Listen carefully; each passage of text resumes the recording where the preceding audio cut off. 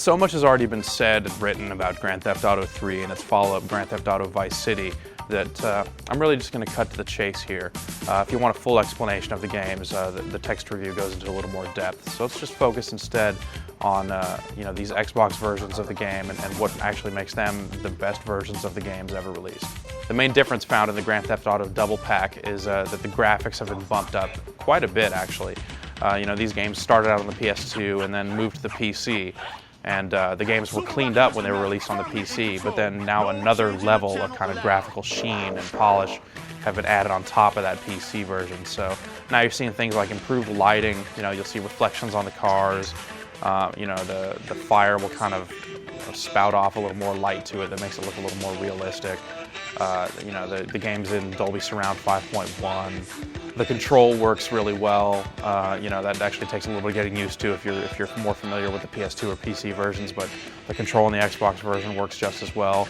The game's got custom soundtrack support just like the PC version. Basically, these games are still great. And the enhancements that have been made to both games really serve to just kind of spruce it up and make it, still respectable by today's standards. So GTA 3 doesn't really look like a 2-year-old game. It might not look, like top of the line, the very top of the Xbox quality ladder, but the game certainly looked great. The draw distance have been increased out a little bit. The frame rate is mostly pretty solid. What's most important is that the game still plays incredibly well. You see far enough to do things. The whole world just feels alive. The whole world just looks fantastic.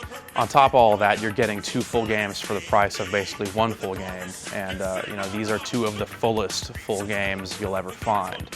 The games have just tons of missions, tons of things to do, and on top of that, there's a lot of great optional stuff you can go do. You can drive taxis, pizza delivery, all kinds of just extra little things that really do help the world kind of come alive, and it feels like a whole lot more than it actually is in some cases. The game just really comes together. Every single facet of the game works to enhance the other facets of the game, and by and large, they're 2 of the most complete packages that you're going to find out there. If you are either looking to play these games again or an Xbox owner that hasn't played them yet, the Xbox is really the best place to play both of these games, so don't hesitate to pick this package up immediately.